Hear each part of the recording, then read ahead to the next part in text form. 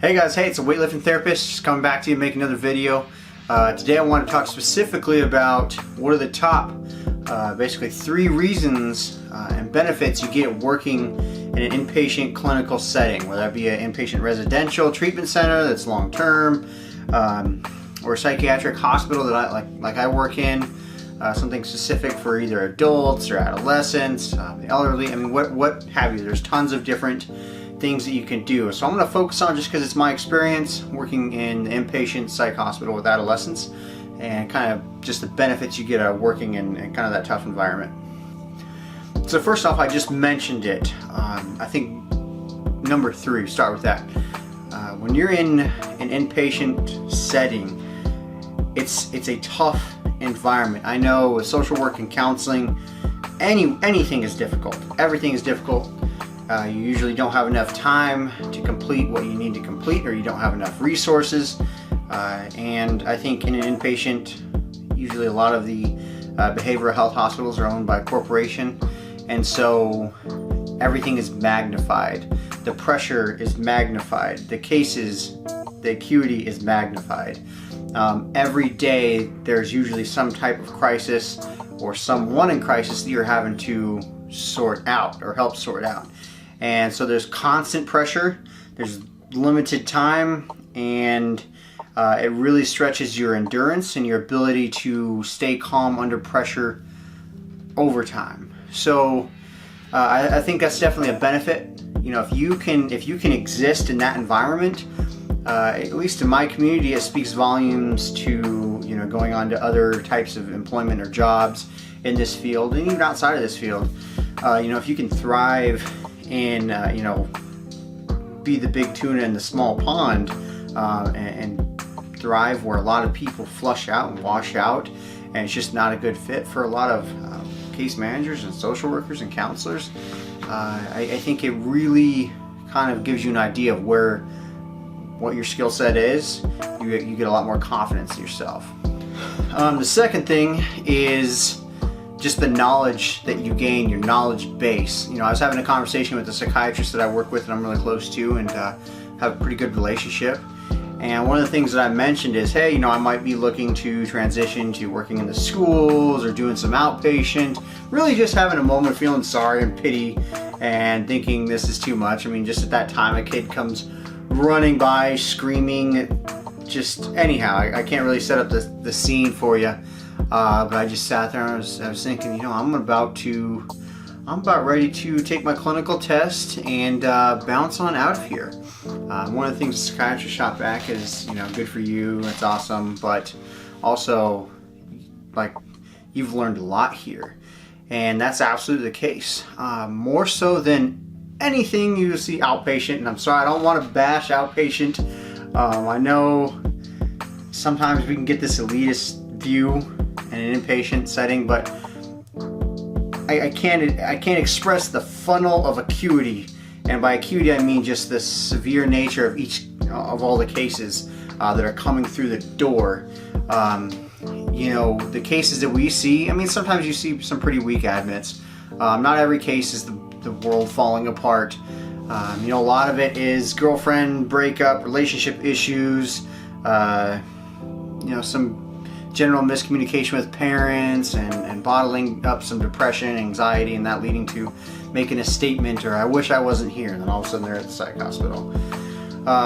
But that same token, we see a lot of where a kid will just fall through the cracks, or the outpatient setting won't be enough to support them, and they have to land somewhere, and usually that place where they land, one way or another, is an inpatient psychiatric hospital.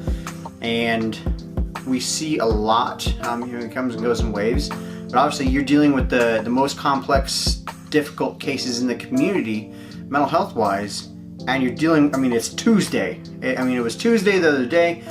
You know, we had one kid that was just walking onto the unit, between a mom having a breakdown, a kid head banging, one of the kids trying to hurt themselves, another one trying to just pounding the wall. I mean, it's just usually what you see is a bad day, and the worst day, I think, outpatient wise, is my Tuesday.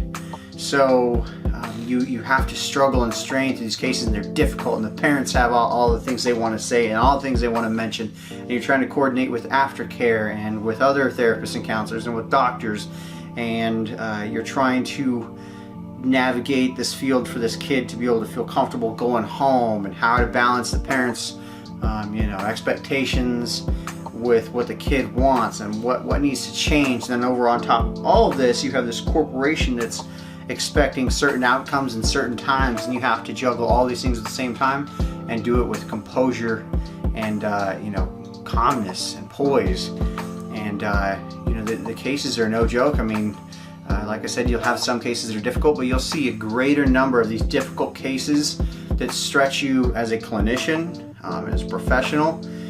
And you tend to, it's overwhelming at first, but you tend to just get stretched. It goes back to that, it's a tough environment, but you're getting so much experience and education, not only on the dealing with that mental health situation, but on stretching yourself and getting to know the mental health community really well, especially the crisis support services. And the last thing I want to mention, number 3 for me, just touched on it a little bit before. I know I'm kind of blending these all together, but confidence. I mentioned confidence. When you exist and you thrive in a place that other people don't want to work and be, and is challenging, is difficult, and you can operate in that, and you can operate confidently because you've dealt with a lot of cases. I think that really builds this internal confidence that, a lot of people, I think, coming out of school, just as a young clinician myself, am I going to be able to make it? Am I going to be able to cut it in the field?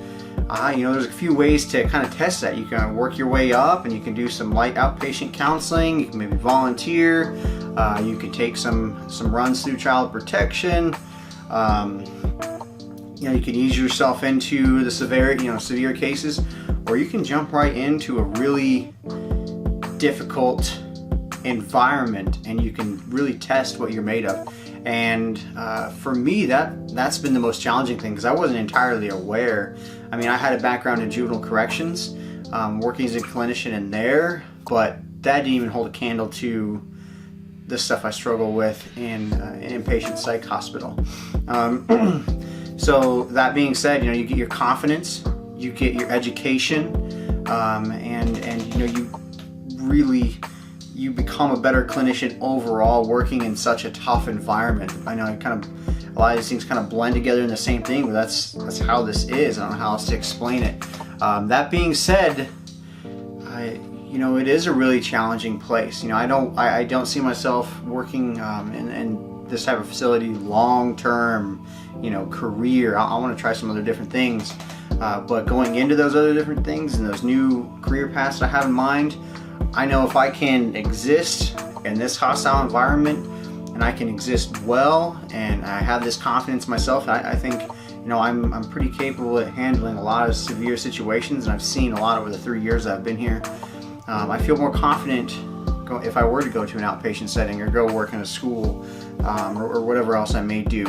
So there's lots of pros and cons, guys, to working in this field. A lot of the times, no matter where you're at, you're going to feel stretched thin, you're going to feel limited, you're not going to have a lot of the time and the resources and have that perfect world set up, especially if you don't own your own agency.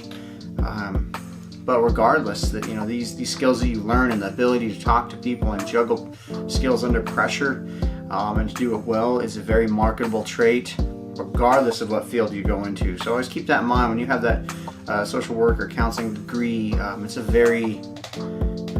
can apply that to a lot of things outside the field. I think sometimes social workers feel boxed into that. So anyhow, guys, that's another topic for a whole another video. So that's all I really have for right now. If you have any questions, put it in the comments below. If you think you have a different top 3 benefits, or some negatives or some cons to working on it, I might make another video of some of the top negative things. So anyhow, guys, thank you very much. Bye.